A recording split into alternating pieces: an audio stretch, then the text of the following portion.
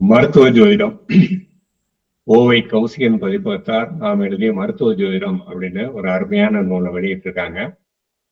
உலகத்துல நோய் வராத மனிதனே கிடையாது.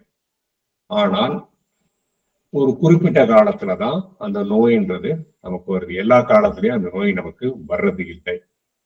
சரிங்களா? அப்போ ஏன் அந்த குறிப்பிட்ட காலத்துல மட்டும் அந்த நோய் வருது அப்படின்னா 6, 8, 12 பாவங்கள் தான் அதுக்கு காரணம். அப்போ எப்போ உடலிலே நோய் உள்ளத்திலே களங்கம் அப்படின்றது பழமொழி.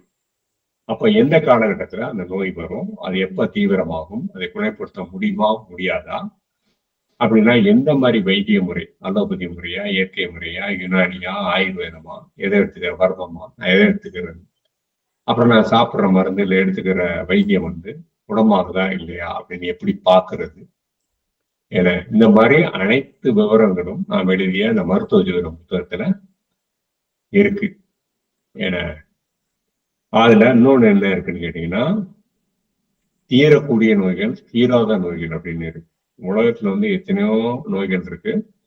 இன்னும் உலகத்துல 8000 வகையான நோய்களுக்கு மருந்தே கண்டுபிடிக்கப்படவில்லை. அதுல 4000 வகை நோய்கள் இந்தியாவிலேயே இருக்கு.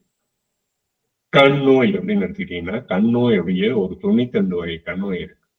ஏன்னா அப்போ காலபுருஷ உடல் பாகத்தை வச்சு நட்சத்திரங்கள் குறிக்கக்கூடிய உடல் பாகத்தை வைத்து, கிரகங்கள் குறிக்கக்கூடிய உடல் பாகத்தை வைத்து, இந்த 6, 8 பாவத்தோட இணைத்து ஒருவருக்கு எந்த காலகட்டத்துல நோய் வரும் அப்படிங்கிறத சொல்லலாம். அதுலயே ராகு லக்னத்துக்கு 8ஆம் இடத்துல இருந்தா எந்த மருத்துவராலும் மருத்துவ ஜோதிடம் தெரிந்த ஜோதிடரை தவிர எந்த மருத்துவராலையும் அதை கண்டுபிடிக்க முடியாது.